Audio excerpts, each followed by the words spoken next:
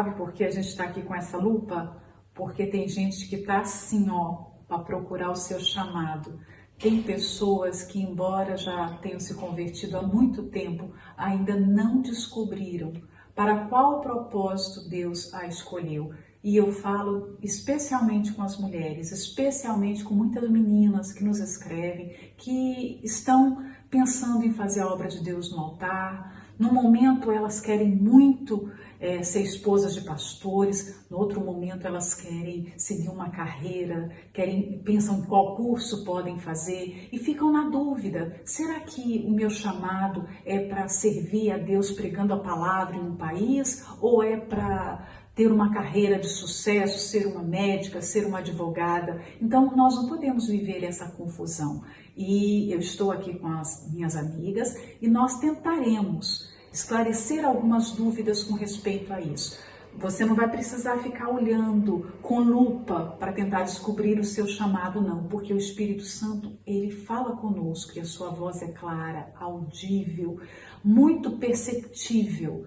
Talvez ele já vem tentando falar com você a respeito desse chamado há muito tempo e você não conseguiu identificar ainda o que ele está falando. Então, a Tânia Rubim está aqui do meu lado, ela tem um livro especialmente escrito para quem quer fazer a obra de Deus no altar. E lá você trata desse assunto, né, Tânia? Sim, dona Núbia. Eu vou falar até um pouquinho da minha experiência pessoal, que talvez possa ajudar as jovens. Quando eu cheguei na igreja, eu era uma jovem assim, muito complexada, eu estava doente. E eu não pensava assim em ser uma obreira, muito menos uma esposa de pastor. Eu não pensava em servir a Deus, eu pensava em resolver os meus problemas, ser curada, resolver meus problemas interiores. Só que conforme eu fui conhecendo a palavra de Deus, e quando eu tive um encontro com Deus, então esse pensamento mudou completamente. Depois que eu comecei a evangelizar, a falar do Senhor Jesus, a ir nos hospitais, visitar os doentes, a ver o sofrimento das pessoas, então eu vi que era aquilo que eu queria fazer. Nesse momento, eu senti Deus chamar por mim para servi-lo no altar.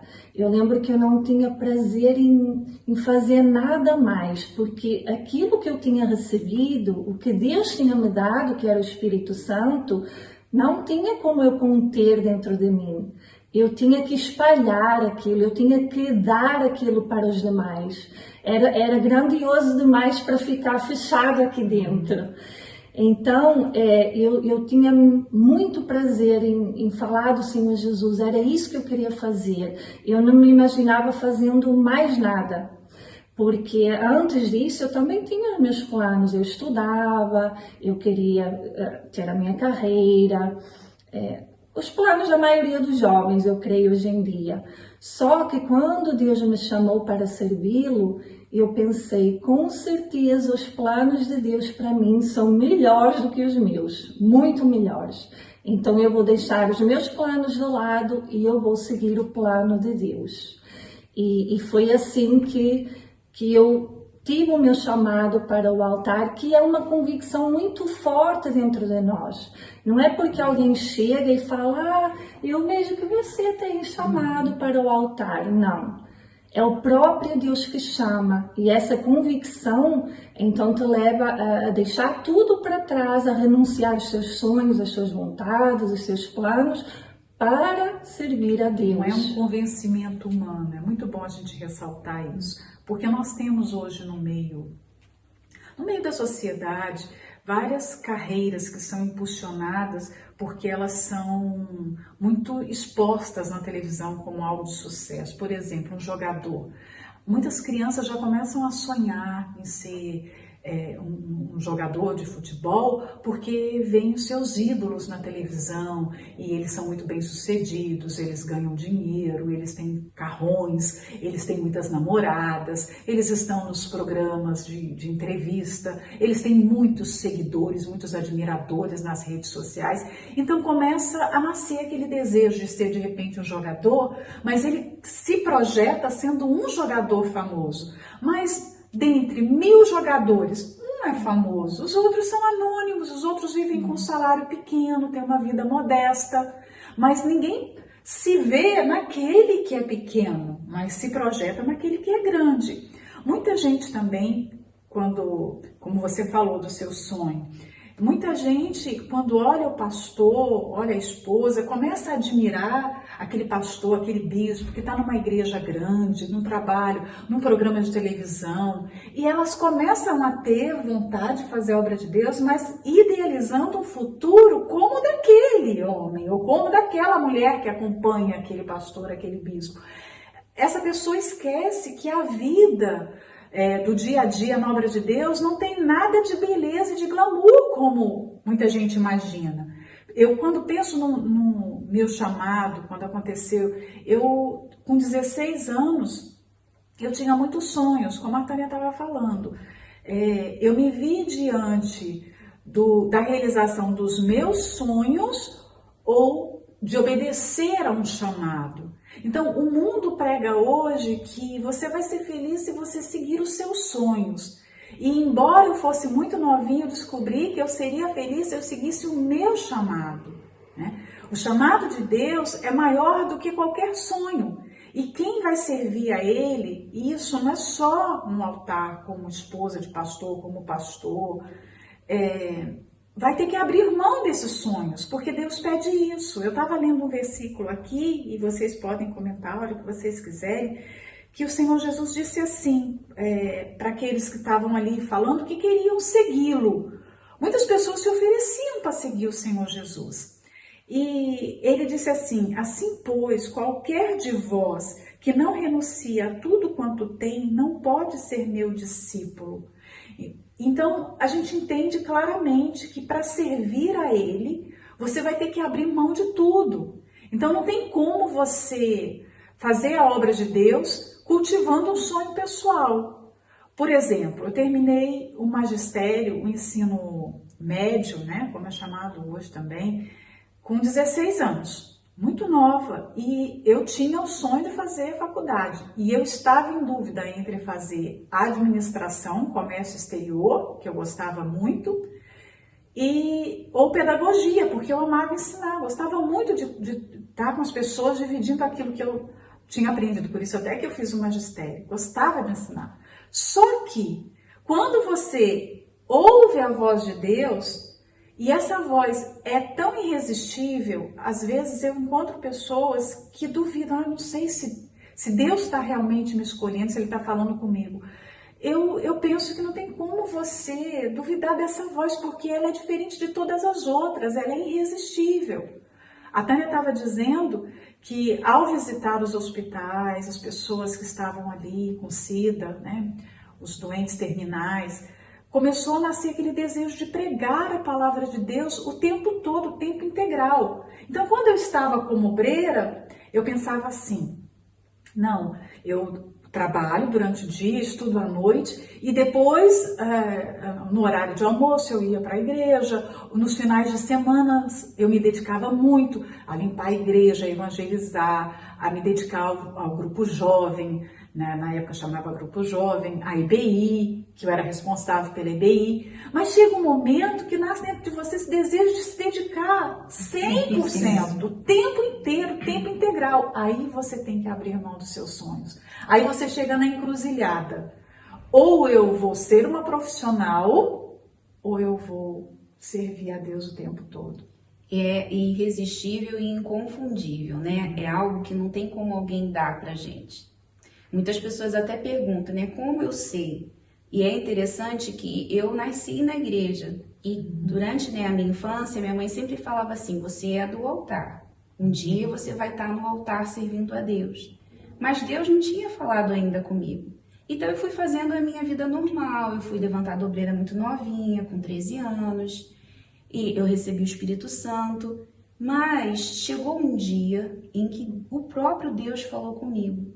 Um dia em que não foi a minha mãe, não foi o fato de comparar como eram os homens e as mulheres de Deus, até porque quando eu via, muito diferente de hoje em dia, né? A visão que muitas pessoas têm. Quando eu via um pastor e uma esposa servindo a Deus, eu pensava assim, meu Deus, é muito difícil isso. Eu não tenho essa capacidade de viver essa vida de sacrifício. Mas quando Deus falou comigo, houve uma certeza. E aí eu me lembro que eu estudei, né? Meu pai dizia, enquanto você for solteira, você tem que estudar. Então eu também fiz o magistério, me formei com 16 anos e eu fiquei 4 anos como professora, dando aula. E eu gostava de ensinar, eu gostava das crianças, mas aquilo não me preenchia. Porque era quando eu estava nas ruas, falando de Jesus, era quando eu estava atendendo o povo, fazendo discípulos para Deus, era aquilo ali. Sabe? Deus falava comigo, é isso aqui que eu quero de você. Então não tem como fugir. Quando Deus chama, não foi uma pessoa que te deu aquilo, foi Deus. E você renuncia tudo por causa disso, desse chamado, né? Eu tive o cuidado de me casar com um obreiro, mas que também foi chamado para o altar. E quando a gente tinha 6 meses de casado, com a nossa casinha montada, né? Tudo correndo bem, foi quando veio a oportunidade da gente ir para o altar. E a gente deixou assim, sem nem olhar para nada, porque realmente é aqui que Deus quer que a gente esteja.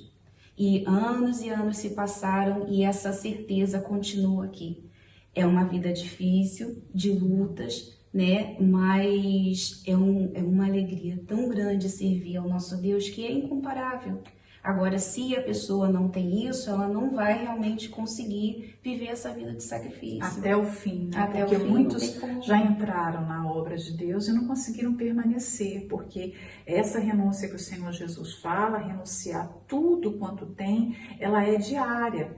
Eu me lembro que a pessoa que eu mais amava na vida era minha mãe, eu não conseguia nem cogitar a possibilidade de ficar distante dela. O pensamento só de um dia perder minha mãe já me fazia sofrer. Então, quando foi colocado diante de mim, quando o Espírito Santo me mostrou esse chamado, essa oportunidade de servir a Ele, uma das orações que eu fiz é que o Senhor transforme o meu coração, que o Senhor me ajude a dar essa oferta e que o Senhor prepare a minha família para isso. E olha, Deus prepara, Ele responde.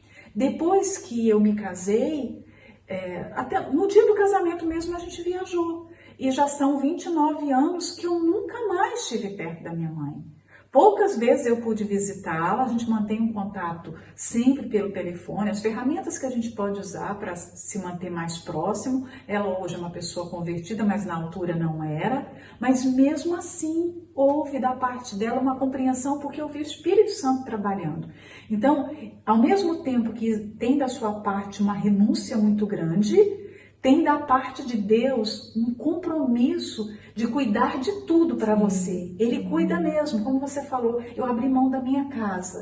Eu deixei uma casa, deixei uma vida. E Deus te deu uma outra vida. Sim. Quantas casas, quantos pais, quantas mães, quantas obreiras ao longo desses 29 anos que eu não conheci, que foram mães para mim. Senhoras que me ensinaram de repente a fazer um chá quando eu estava doente, que eu não tinha minha mãe por perto mais. Então as obreiras não têm nem noção do papel dela para as esposas dos pastores. Elas são um apoio, não só em oração, mas de presença, de companhia, de ensinamento. Ao longo da nossa caminhada na obra de Deus, nós vamos recebendo pessoas de presente. E que são anjos que Ele coloca. Eu falo, gente, Deus prepara anjos para cuidar de nós. E como forma da gente permanecer, Ele está cuidando para que você consiga vencer a sua jornada até o fim. Só quem recusa esses presentes, esses cuidados, que vai abandonar o chamado. E aí quem abandona, lembra daquela palavra que é tão forte, que quem põe a mão no arado e olha para trás, não é apto para o reino de Deus. Ou seja, essa pessoa vai deixar de ser útil não só à obra de Deus, ela não é apta mais nem para a salvação. Por quê? Renunciou a essa escolha, disse não para essa preciosidade. O Senhor Jesus, eu penso que quando Ele escolhe, quando Ele elege, Ele está se comprometendo a dar todas as condições. E quando a pessoa olha para trás, ela está dizendo assim, eu não quero nada que o Senhor está me oferecendo.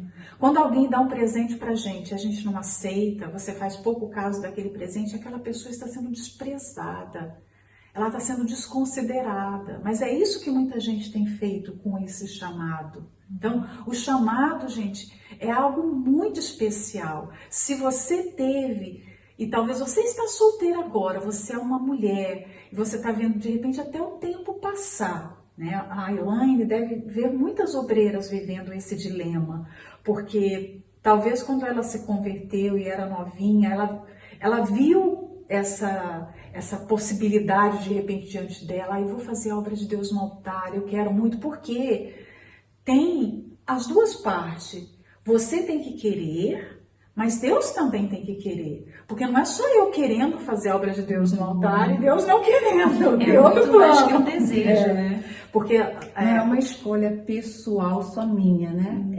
É primeiro o chamado de Deus. Há uma escolha minha, mas há aquele chamado de Deus que é como um casamento. É assim, imagina você casar com uma pessoa que não quer se casar com você, não é? E a prova bíblica disso é aquele versículo que Paulo fala, aquele que deseja o episcopado, aquele que aspira, dependendo da versão que você está lendo, né? Excelente obra dele. Então tem que ter o desejo da pessoa. Mas o mais importante é a escolha de Deus. Eu não imagino Paulo só querendo pregar o evangelho e Deus não querendo. Ou Deus querendo e ele não querendo, tipo, não quero. Deus não força a gente a nada. Mas se você é um obreiro e você tem esse chamado, Deus vai preparar para que esse chamado se cumpra. Não precisa ficar lutando. E não é aquilo, não é uma posição que se vai alcançar. O chamado de Deus é tão forte porque não depende da capacidade, das condições, que Ele vem proporcionando tudo para a pessoa, né? Quando eu fui chamada, você estava falando, estava lembrando. Eu vivia aquela família que todo mês de férias saía, toda a família junta.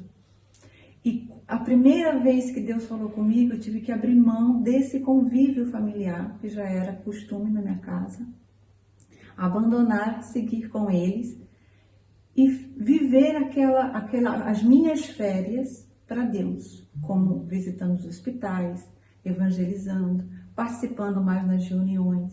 Então, aquilo parecia uma loucura para as pessoas que não tinham aquele chamado. Minha família não entendeu naquele momento. Eu falei, olha, eu não quero curtir as minhas férias. Eu quero me dedicar a isso. Como? Você vai perder a tua juventude, vai perder. Não, algo, é uma loucura, né? Algo está falando forte aqui. E eu vou. Aí veio a primeira férias, veio a segunda, veio a terceira. E cada vez mais que eu fui me dando, que eu fui me dedicando, foi nascendo essa coisa que não tinha como parar de dar para as pessoas aquilo que eu tinha. Então, é por isso que tem que haver, como a senhora estava dizendo, eu querer me propor para isso e ter esse chamado de Deus. Porque eu creio que é isso que faz a gente permanecer. Porque se é só uma parte, tem as dificuldades, tem as situações difíceis e eu vou desanimar. Eu vou abrir mão daquele que não é um sonho meu só. Eu me propus, mas eu sei que quando chega um momento difícil, Ele me escolheu. Então não tem como eu retroceder. Eu falei, Ele me escolheu, Ele vai me dar as condições, Ele vai me capacitar. E a pessoa se propõe, lógico, tem que abrir mão de alguma coisa. Não tem como fazer a obra de Deus e não abrir mão de nada. É sacrifício, sacrifício. Tem pessoas que abrem mão da casa, outros da família. E é algo que eu creio que todos abrem mão, é da vontade própria de cada um, de querer curtir a vida da maneira que quer. Talvez muitas jovens, às vezes obreiras que eu atendo, falam, eu quero, mas eu quero me formar primeiro. E depois que eu me formar, eu vou. Ou seja, onde está o abrir mão daquele chamado? Desde quando a gente pode colocar uma condição para Deus, né?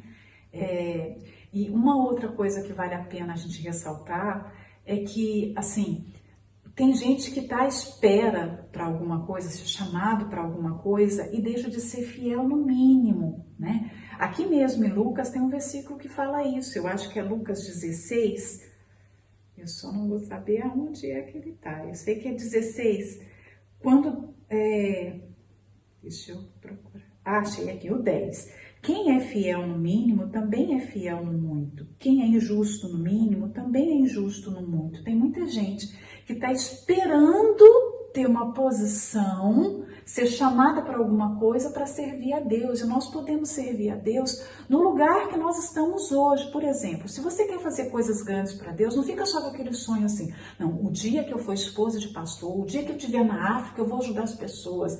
O dia que Deus me escolher para pregar o evangelho, eu vou pregar para muita gente.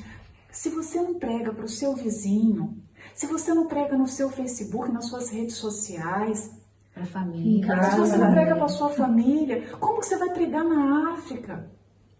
Se você não arruma nem seu quarto ainda, como é que você vai querer cuidar de uma igreja? Se você não arruma a sua cama, sua mãe ainda arruma a cama para você, quer dizer, você não é fiel no mínimo.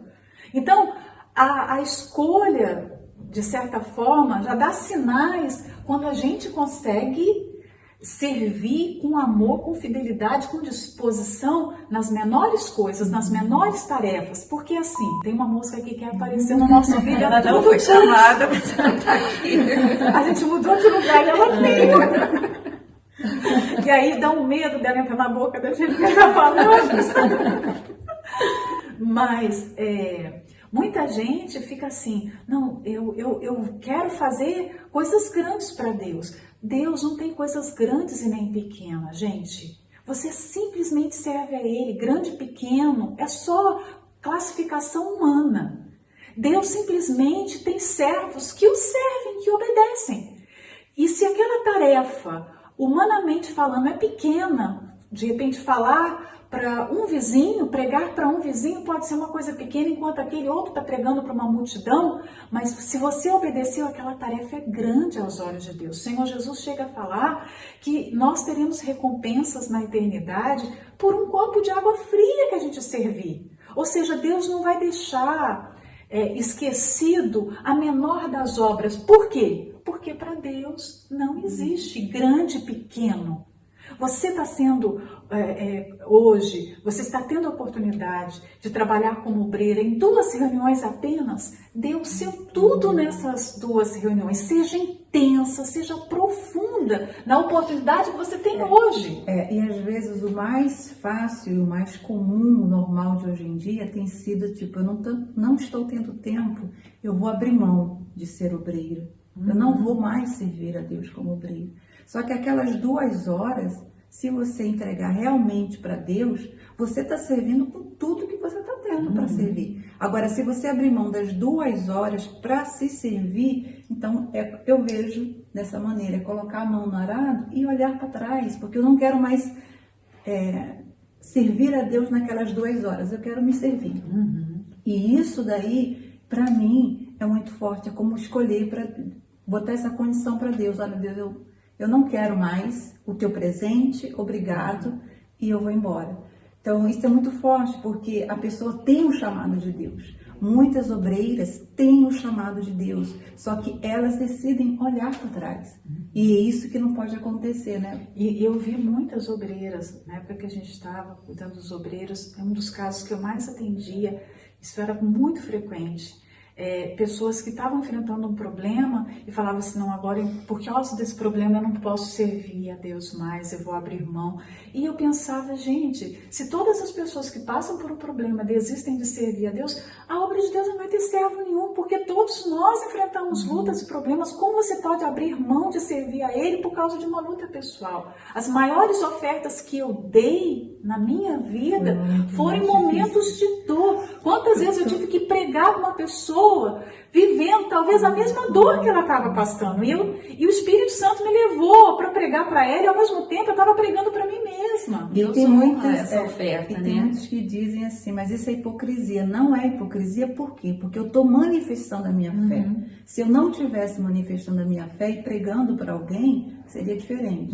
Mas se eu estou exercitando a minha fé, estou orando, estou clamando, não estou aceitando aquela situação, então eu estou pregando para mim e para aquela pessoa. É um testemunho nosso para Deus. Eu estou passando por uma luta, mas eu decido, não, meu Deus, eu vou continuar servindo ao Senhor, eu vou continuar honrando com a minha vida, com a minha entrega. eu creio no Senhor. Então, é como se eu digo assim para ele, a minha vida está nas suas mãos. E Deus nos honra com isso, Ele não nos desampara. E eu já vivi muitas vezes isso, de estar ali passando aquela luta, mas seguindo firme, servindo a Deus e ver Ele me amparar, ver Ele cuidar de mim. Isso é pregar o que se vive. Se vive, né? Não é uma teoria. Se Davi tivesse desistido como todos os soldados, quando o gigante foi enfrentar os soldados, todos recuaram com medo. Se Davi fosse, naquele momento, também temer e se deixar levar por aquilo, ele não teria ido. Ele foi com medo, sendo inexperiente, sendo um menino, mas ele foi. Quem foi honrado? Foi Deus. E se esperar ter a vida perfeita para poder Sim. servir A a vida Deus, perfeita só no nunca céu, vai, nunca vai servir, né? Porque E olha, nunca vai ser perfeito. Eu tenho um lema de vida.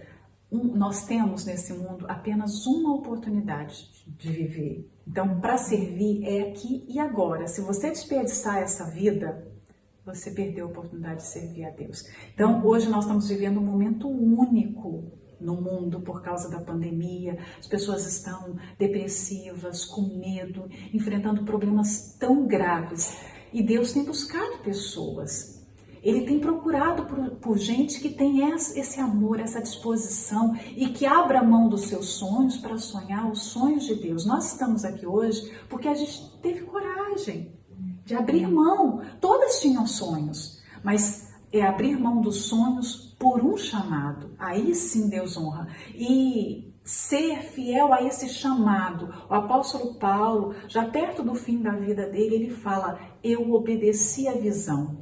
Então, ele teve a visão lá atrás, no caminho para a cidade de Damasco, a visão do Senhor Jesus, aquele chamado, aquela escolha. E naquele momento, o próprio Senhor Jesus revelou que ele iria sofrer muito, mas ele viveu, sofreu e foi fiel a essa visão, a esse chamado até o fim. Então não basta apenas você ter começado na obra, é preciso terminar a sua carreira da fé, a sua jornada na fé. E a gente já falou muito, a gente queria Eu tenho tanto para falar. Esse assunto é tão gostoso, não é? Mas da próxima vez a gente compartilha com vocês novas experiências, mais do que a gente viveu. E o que faz a diferença na obra de Deus entre um servo e outro servo é a intensidade do nosso sacrifício. Talvez você pense assim, mas eu vou ter que sacrificar muito. Eu sou filha única, minha mãe está sozinha, não tem ninguém. Imagina esse sacrifício, por ser tão grande, o tamanho da honra que você vai ter. Mas é preciso que você realmente saiba se foi escolhida para essa missão. Com certeza. Né? Alguém quer falar mais alguma coisa para a gente terminar? Só uma coisinha rápida. Nós nunca podemos esquecer que Deus nos chamou para servi-lo. Não foi para nos servir ou nos beneficiar da obra de Deus. Nada disso. O nosso chamado é para servi-lo, onde Ele quiser, da maneira que Ele quiser, porque não vai ser nunca no nosso jeito. A obra é dele, não é nossa. E nem para ser visto, né? Tá bom, meninas. Deus abençoe a todas, tá? Tchau. Até a próxima.